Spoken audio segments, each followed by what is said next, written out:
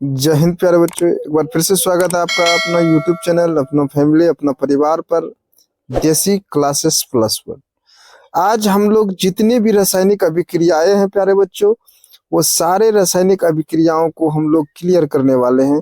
जितने 12, 13, 14 जो भी रासायनिक अभिक्रिया है क्लास 10th के बच्चों के लिए, जो कि क्लास 10th के बच्चों के लिए बहुत ही इम्पोर्टेंट है। ठीक है, उस चीज को हम लोग करने वाले हैं क्लास 10th के बच्चों के लिए, जो कि बहुत ज्यादा मोस्ट इम्पोर्टेंट है। तो चलते हैं हम लोग।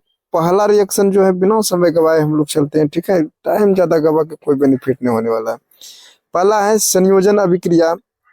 इसी को प्यारे बच्चों संश्लेषण अभिक्रिया भी कहते हैं। संश्लेषण अभिक्रिया से आप क्या समझते हैं? वैसी रासायनिक अभिक्रिया जिसमें दो से अधिक पदार्थ आपस में मिलकर एक नए पदार्थों का निर्माण करते हैं, उसे हम लोग संयोजन अभिक्रिया कहते हैं। इसमें नए पदार्थ का गुणधर्म जो बनता है, इसमें नए पदार्थ का गुणधर्म मूल पदार्थ से बिल्कुल भिन्न होते हैं प्यारे बच्चों। ठीक है, अब जैसे यहाँ पे दिया गया है, आप देखिए कार्बन डाइऑक्साइड। कार्बन डाइऑक्साइड जो बना है C+O2, C+O2 करके हम लोग का कार्बन डाइऑक्साइड बना है। यहाँ देखिए कार्बन और ऑक्सीजन दोनों मिला तो क्या बना? कार्बन डाइऑक्साइड बना प्यारे बच्चों। ठीक है, ये कार्बन प्लस ऑक्सीजन से कार्बन डाइऑक्साइड बना है। इसलिए ये फॉर्म कौन सा हो गया? यहाँ पर देखिएगा तो क्या है, ए जो है A+B इज इक्वल टू क्या है? AB है। इसी के फॉर्म में A+B is equal to AB के फॉर्म में है, इसीलिए ये कौन सा अभिक्रिया? संयोजन अभिक्रिया हो जाएगा प्यारे बच्चों। ठीक है, तो आगे चलते हैं हम लोग। ठीक है, आगे चलते हैं हम लोग।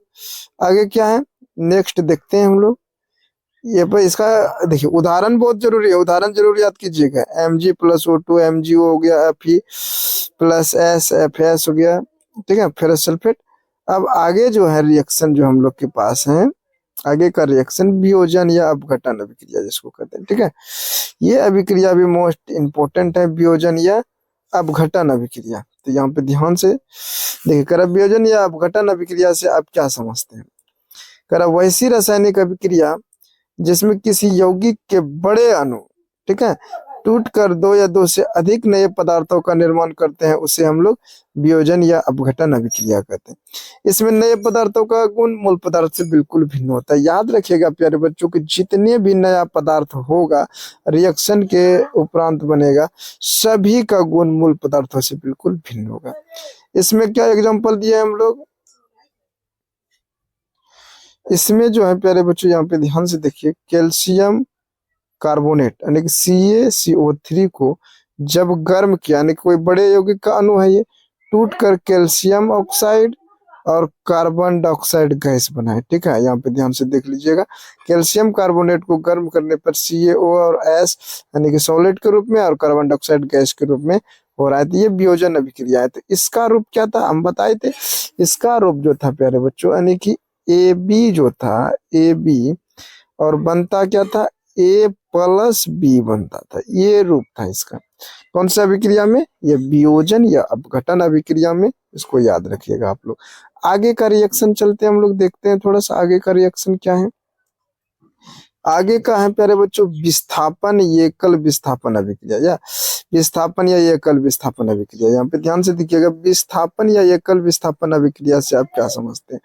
वैसी अभिक्रिया जिसमें कोई तत्व किसी यौगिक में उपस्थित दूसरे तत्व को विस्थापित कर उसका स्थान खुद ले लेता है, उसे विस्थापन या एकल विस्थापन अभिक्रिया कहते हैं।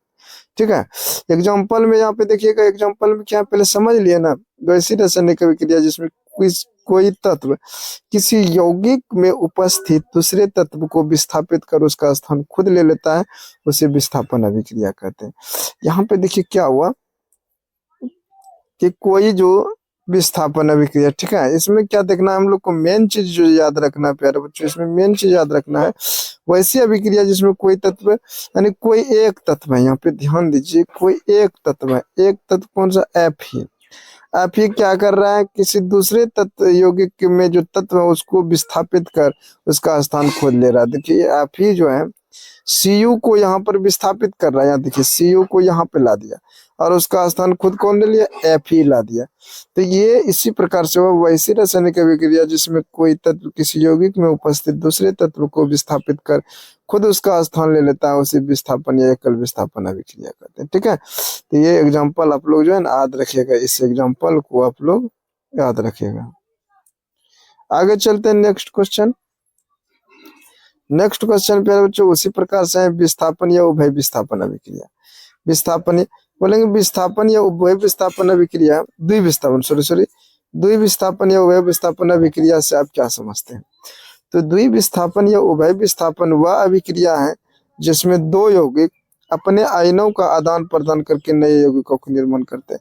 यहाँ पर देखने वाली बात क्या है कि ये जो है ये भी यौगिक है और ये भी यौगिक है, तो ऑब्जेक्टिव भी आता है कि किस अभिक्रिया में अपने आयनों का आदान प्रदान करते हैं, तो द्विविस्थापन या फिर उभय विस्थापन। यहाँ हमेशा याद रखिएगा दोनों साइड जहाँ यौगिक रहे तो द्विविस्थापन, और इधर इधर भी देखिए दोनों साइड यौगिक बना है NaNO3 और AgCl, दोनों साइड अगर जहाँ यौगिक रहे तब हम लोग बोलेंगे उसको भाई द्विविस्थापन। अगर जहाँ एक साइड तत्व एक साइड यौगिक रहे तो उसको एकल विस्थापन अभिक्रिया कहेंगे। ठीक है, तो ये याद रखिएगा। आगे चलते हैं हम लोग, आगे कौन से रिएक्शन है। ठीक है, आगे का रिएक्शन हम लोग देखते हैं।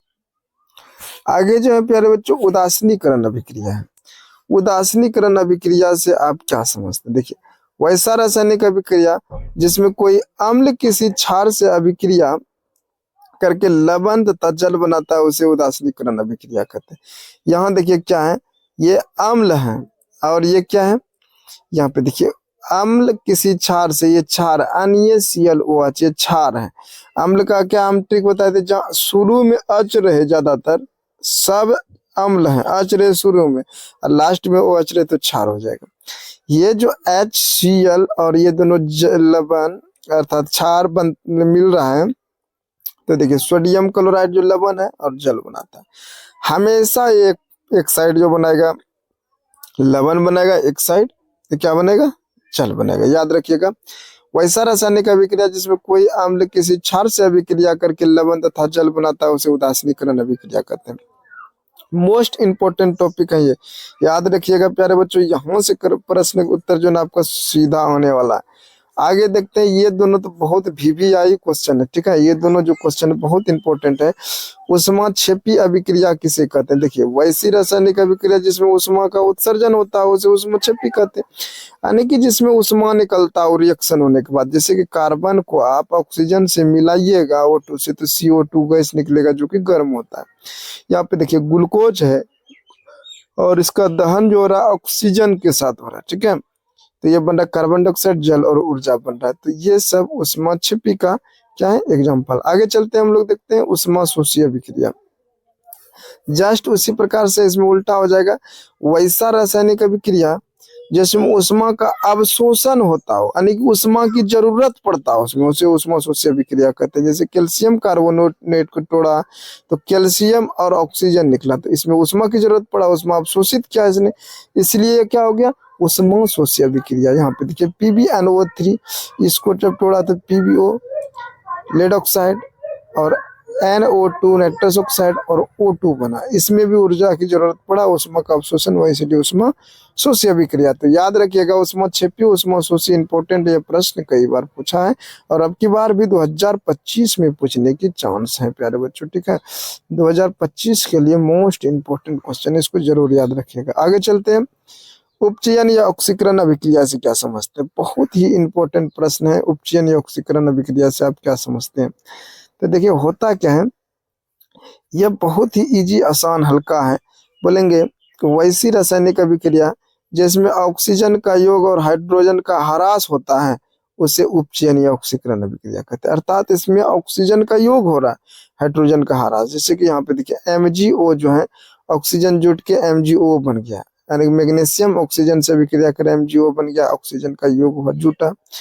NH3 में O2 जब जोड़े तो N2 गैस बना और जल बना, तो यहाँ पर क्या हुआ, हाइड्रोजन का ह्रास हुआ, हाइड्रोजन 2 अनुपात 3 अणु तो निकला, NO2 और H2O जल बना। तो ये उपचयन या ऑक्सीकरण अभिक्रिया, ये नाम याद रखिएगा, उपचयन को ही हम लोग ऑक्सीकरण अभिक्रिया कहते हैं प्यारे बच्चों। ठीक है, आगे चलते हैं हम लोग नेक्स्ट क्वेश्चन की ओर। नेक्स्ट क्वेश्चन जो है कि उपचयन अपचयन, उपचयन तो हो गया, अपचयन या फिर अवकरण, यानी कि अपचयन या अवकरण अभिक्रिया से आप क्या समझते हैं? तो वैसी रासायनिक अभिक्रिया जिसमें किसी तत्व या यौगिक के साथ हाइड्रोजन का योग और ऑक्सीजन का ह्रास, इसमें उल्टा होता है, उसमें क्या था, ऑक्सीजन का योग हाइड्रोजन का ह्रास, इसमें हाइड्रोजन का योग ऑक्सीजन का ह्रास होता है। इसको बस याद रखिएगा, एक ठो को याद रखिएगा तो दोनों हो जाएगा। ठीक है, जैसे में क्या हो रहा है, हाइड्रोजन से क्लोरीन से अभिक्रिया करा रहा है प्यारे बच्चों, तो यहाँ पे HCl बनाने का हाइड्रोजन जुट रहा है। और देखिए दूसरा क्या है, MgO मैग्नीशियम ऑक्साइड कार्बन से, तो MgO CO2 का O2 का ह्रास हो रहा है, ऑक्सीजन का। तो ये था हम लोग का क्या, अपचयन या अवकरण अभिक्रिया। तो यहाँ तक नो क्वेश्चन था, अभी और इम्पोर्टेंट क्वेश्चन हमारे पास। नेक्स्ट क्वेश्चन है प्यारे बच्चों, ये भी बहुत ज्यादा इंपॉर्टेंट है क्वेश्चन, रेडॉक्स अभिक्रिया किसे कहते हैं? ठीक है, रेडॉक्स अभिक्रिया कह रहा है वह अभिक्रिया जिसमें ऑक्सीजन एवं अपकरण, सॉरी ऑक्सीकरण एवं अपकरण अर्थात उपचयन और अपचयन दोनों एक साथ अभिक्रिया एक साथ होते हैं, उसे रेडॉक्स अभिक्रिया कहते हैं। वह अभिक्रिया जिसमें ऑक्सीकरण एवं अपकरण दोनों अभिक्रिया एक साथ होता है उसे रेडॉक्स अभिक्रिया कहते हैं, यानी दोनों अभिक्रिया इसमें एक साथ होते हैं प्यारे बच्चों। ठीक है, जैसे कि देखिए CuO से हाइड्रोजन से अभिक्रिया कराए तो क्या ऑक्सीजन क्या हो रहा है यहाँ पे, देखिए यहाँ पर जो ऊपर वाला देखिए उपचयन अपचयन दोनों दिया गया है। ऊपर वाला जो हो रहा है यहाँ पे, इससे ये उपचयन हो रहा है, ऑक्सीजन का योग हो रहा है, ये ऑक्सीजन का ह्रास हो रहा है, तो अपचयन हो गया। तो दोनों आपके साथ यहाँ पे देखिए, ये दोनों, ये तीर का निशान है यहाँ से, ठीक है, यहाँ से यहाँ तक, इसको याद रखिएगा, और यहाँ से, ये बहुत बार पूछा गया है। आगे चलते हम लोग, आगे हैं अवक्षेपण अभिक्रिया से आप क्या समझते हैं? अवक्षेपण अभिक्रिया से आप क्या समझते हैं? वैसी रासायनिक अभिक्रिया जिसमें कोई प्रतिफल ठोस के रूप में विलयन से अलग हो जाता है उसे अवक्षेपण अभिक्रिया, यानी कि इस अभिक्रिया में कोई भी प्रतिफल जो है जो बनता है वो ठोस के रूप में विलयन से अलग हो जाता है, उसे हम लोग अवक्षेपण अभिक्रिया कहते हैं प्यारे बच्चों। जैसे कि सोडियम क्लोराइड और सिल्वर नाइट्रेट से अभिक्रिया जब कराया है तो क्या बना, AgCl, यानी कि सॉरी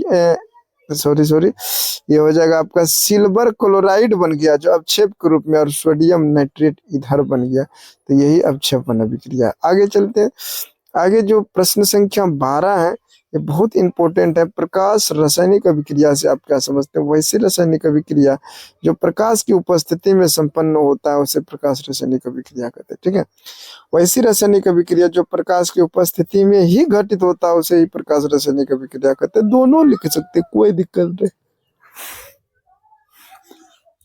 तो सब सही है। यहाँ पर कार्बन डाइऑक्साइड जल से अभिक्रिया क्या, सनलाइट, तो क्या बना, ग्लूकोज बना है, ऑक्सीजन। तो आप लोग को पता होना चाहिए फोटोसिंथेसिस का जो है ना इक्वेशन है। ठीक है प्यारे बच्चों, आगे चलते हम लोग 13 नंबर में है विद्युत अपघटन अभिक्रिया से आप क्या समझते हैं? कह रहे किसी यौगिक के जल विलयन में विद्युत धारा प्रवाहित होने पर वह यौगिक अपने घटकों में टूट जाता है, और इस अभिक्रिया को ही हम लोग विद्युत अपघटन अभिक्रिया कहते हैं। जैसे कि जल को हम गर्म कर विद्युत धारा प्रवाहित कर गैस में बदल रहा है, दोनों गैस में।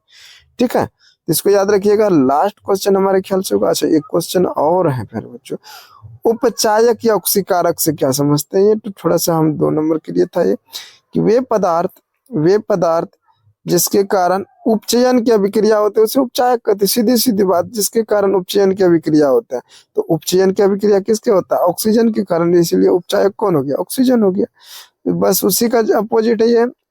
अपचायक या अपकारक से आप क्या समझते हैं? अपचायक या अपकारक से आप क्या समझते हैं? तो वे पदार्थ जिसके कारण अपचयन की अभिक्रिया होते हैं उसे अपचायक कहते हैं। सीधी बात, किसके कारण हो रहा है? तो हाइड्रोजन के कारण हो रहा है। ठीक है प्यारे बच्चों, तो ये जो अभिक्रिया है किसके कारण? तो ये हाइड्रोजन के कारण ये अभिक्रिया हो रहा है, सीधी बात। तो इसीलिए अपचायक या अपकारक कौन हो गया? तो हाइड्रोजन नहीं गया। तो आज के लिए इतना ही था, जो कि मोस्ट इम्पोर्टेंट जितना रिएक्शन था क्लास 10 का सब वन शॉर्ट वीडियो में आपको डाल दिया गया। आप लोग वहां से डाउनलोड कीजिए, पढ़िए, देखिए, जो कीजिए यूट्यूब चैनल के माध्यम से आप लोग बिहार बोर्ड में तगड़ा रिजल्ट लाइए। मेरी शुभकामनाएं आप लोग के साथ हैं। जय हिंद, मिलते हैं नेक्स्ट वीडियो में। ठीक है, थोड़ी सी डिस्टर्बिंग के लिए मैं क्षमा प्रार्थी हूँ। देखिए हो जाता है कभी कभी। आज के लिए इतना ही। जय हिंद।